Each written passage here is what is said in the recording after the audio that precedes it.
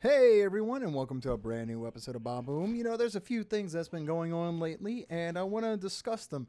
One of the things I want to discuss is the Bitcoin craze. Of course, that's kind of been dying down now, and I don't blame it. In fact, I'm kind of excited that it's dying down because I was getting pissed. I was getting pissed at all of the video card prices going up, things like that going missing, I guess, technically, on shopping list. People I know could not find a video card to save their lives. And as someone who already got a 1080 before the bubble hit, I feel you. Like, I actually really do understand. It's already pricey enough. And now all of a sudden you have this high priced item, you've been saving for it, and now you can't get it because a bunch of assholes out there bought the entire stock of them from a website just so they can farm digital currency. Now, I know that the digital currency has a trade value in specific online markets and things like that, which is fine. I understand where you're coming from, but to completely destroy, I guess, an entire, I'm going to use this term loosely, economy for video cards is just absolutely ridiculous. You're being extremely selfish, and in fact, you're being incredibly stupid if you think Bitcoin was going to go extremely high. Now, at one point in time, I think one Bitcoin was worth around $16,000, maybe a little bit more, maybe 18,000. And the idea that you could keep that going, the idea that that's just going to keep happening for you and you're just going to keep making money is absolutely ridiculous. Now, the thing is since the price has actually gone back down and this bubble has finally burst, they have all of these video cards and equipment and things like that, and they don't know what to do with it anymore. They want to make their money back. So now you're seeing on Craigslist and eBay and even Amazon and stuff like that, a lot of these used cards.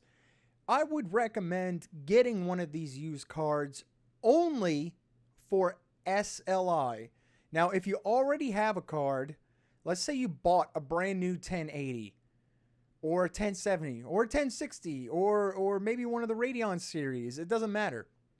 Let's say you already have a brand new one. If you find one of these used ones and you were thinking about doubling down on your video cards, now would probably be a good time for that.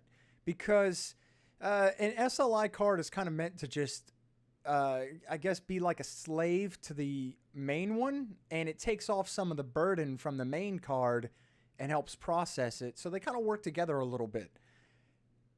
Don't get it as a main card. Do not buy one of these Bitcoin cards as your main card.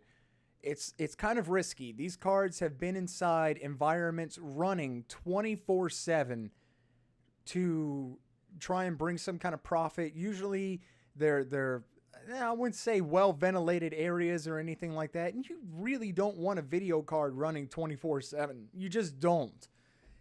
But if you are looking to kind of expand on your build, if you're looking to increase the power that you have already, I would highly suggest doing something like that. Now, you also have a really big issue going on right now with virtual reality. You have the HTC Vive and you have the Oculus Rift. And I'd hate to say that I told you so, but it isn't doing so well.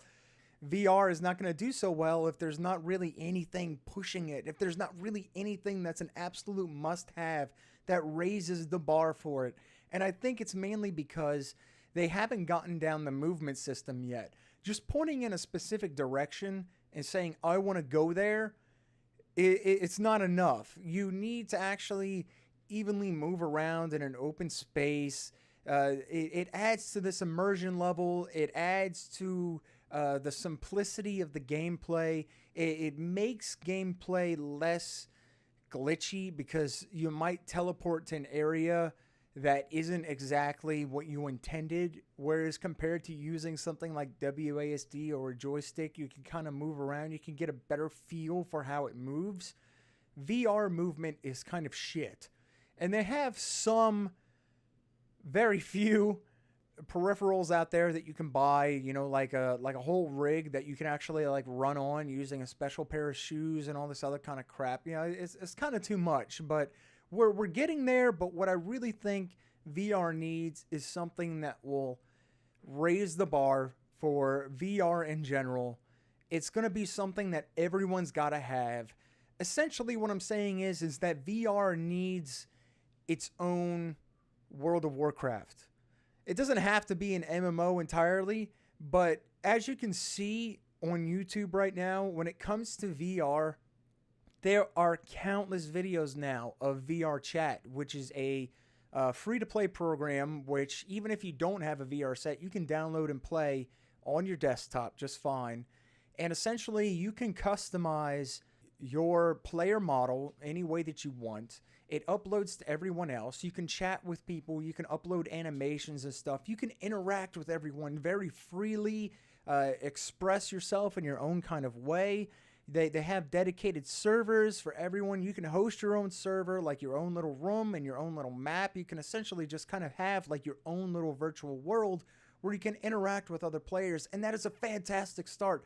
If you were to somehow take something like that and latch on a somewhat complex gameplay mechanic other than social interaction, you would be set. You would actually have developed something even greater than what VR Chat is. Just take VR Chat and attach it to something else. As it doesn't even have to be something they have to do. It could be entirely optional. You don't have to run around in the game and do, I don't know, quest or race or shoot or whatever you want. You could still just socially interact with people all day long if that's all you wanted to do. But you can make it to where, what's a good example? Gary's Mod Tower. If you know what Gary's Mod Tower is, it was essentially a really massive server for tons of people to join in and play Mario Party-like games for virtual money. And then they could use that virtual money to customize their character or their apartment space and all this other kind of stuff. So think of like Habbo Hotel mixed with Mario Party, right? Can you imagine taking something as complex as VR Chat and throwing in something that has the complexity of Mario Party, like joining random games or looking for a specific game that you're looking for and then just joining and having fun? Right? Just stuff that's thrown on top of things that people already enjoy. And it's not going to add to the burden of them wanting to play. They can casually do it whenever they want. So by having a game like that, I guarantee you VR Chat will finally get a bit of a raise in popularity instead of it just being this YouTuber gimmick thing that's going on right now. Because really that's all you're seeing is just a few YouTubers that can afford it saying, hey, look at us play VR, look at all the silly wacky things, and that's kind of about it. Where's tons of people joining in on this? Where's the amount of people coming in and saying, hey, I'm actually really interested in VR right now. I really want to buy a VR headset and stuff because this one game just looks like it's going to keep me occupied and enthralled and entertained for a great amount of time. You got to focus on what people want. And then later on, you need to worry about immersion and things like that. You need to start perfecting the basics of the VR system before you try and move into these immersive rail shooters and stuff. I mean, I saw one rail shooter that was so high in detail that, I mean, essentially, even as a first-person shooter, it looked fucking fantastic. But for some reason, it still had that point to an area and teleport there kind of movement, and that does not work for a shooter. It just feels like a really cheap shooting gallery, no matter what kind of coat of paint you put on it, because that's really all it is. You move to an area, you shoot a bunch of guys, then you point to another spot, you shoot a bunch of guys, maybe you do a collectible or something like that, and you move on. Anyway, speaking of moving on, now I know I've gotten flack for this on my channel before, but the Nintendo Switch, I still don't think it's doing that great of a job. You may think, wow, well, it finally reached 10 million in sales. I think, what was it, December or so, it maybe reached 13 million, which is, I think, the Wii U numbers. So you're telling me I should be excited for a handheld system that's barely even handheld in the first place because it finally reached one of their shittiest console sales numbers? This is all marketing. You're falling for it. I've said countless times on my channel, do not fall for marketing. Stop, relax, look at it from a stepped back point of view. When they're like, congrats, man, we finally reached 10 million in sales and blah, blah, blah, and the train's not going to stop here and everything.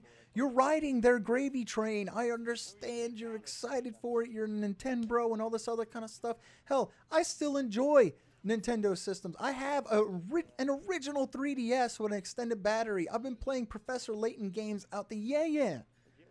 Right? That I think that's a term for, I think, vagina or ass or something. I've been playing games out the ass for the 3DS because the 3DS is still a fantastic system. But when it comes to the Switch for handheld, you're telling me that it's a portable system because it has about 5 hours on it? That technically means that if I were to bring it to, let's say hypothetically for work or a plane ride or anything like that, I'm pretty much always going to have the charger on me just in case. Always. Now, if you do like an extended battery pack, if you take that thing apart, put a better battery on it and stuff like that, now we're talking. But you're trying to tell me that you're having like this console experience as a fucking fantastic system and all this other kind of stuff. I think not, buddy. It looks cheap to me. It feels cheap to me. I don't see it working as a portable system, and portable systems need to be durable. Portable systems need to work. One of the great things about the PSP 1000, and this is a very specific number, the very first PSP that came out, is that it was heavy, it was bulky, it didn't feel like it would break anytime soon.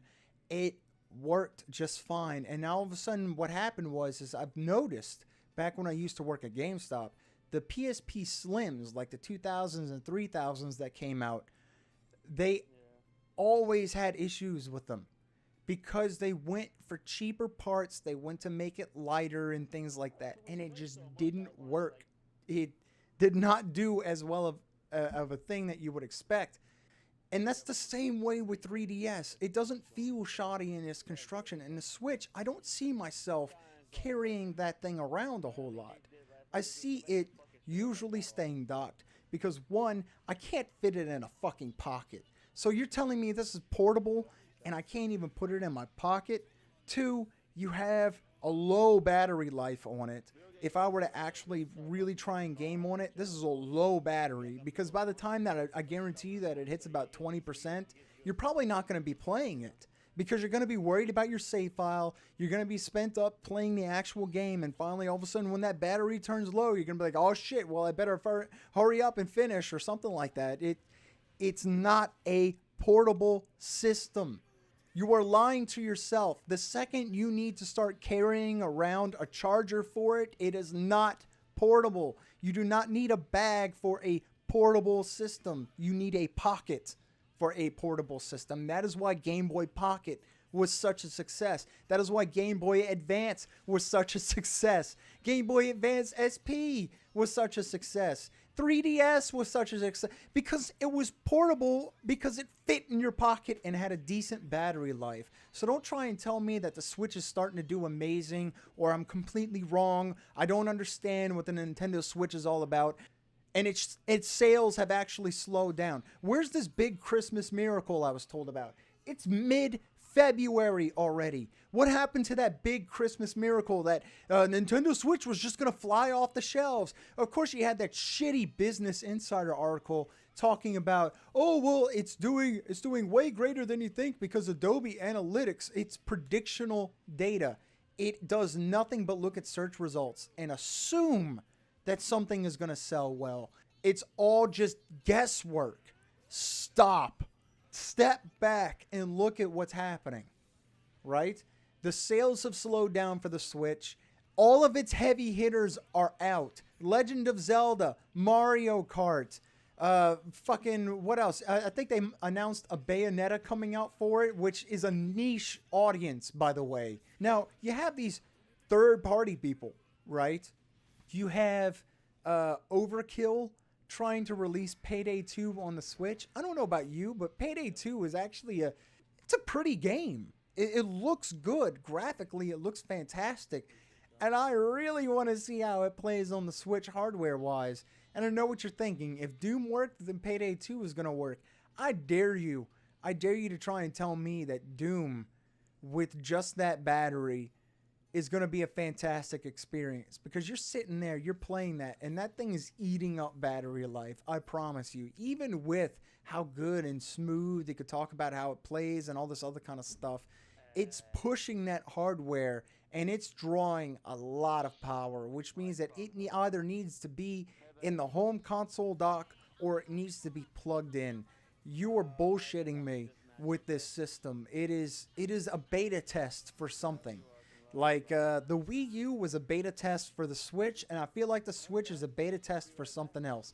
And don't even get me started on this Nintendo cardboard crap.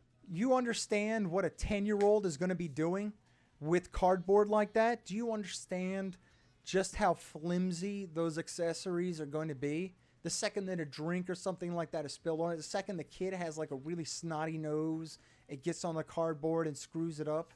Next up, this isn't really video game related, but I was working out yesterday and I almost pulled my left arm. I think it was bad form. Whenever you go to exercise, make sure that everything's positioned correctly, because when you're on the bench and your arm bends the wrong way and you almost feel your shoulder dislocate, now's the time to lock it up. Now's the time to rack the bar and give yourself a break, maybe an ice pack. It's pretty dangerous out there trying to stay in shape. It's pretty dangerous. So just stay inside and play video games.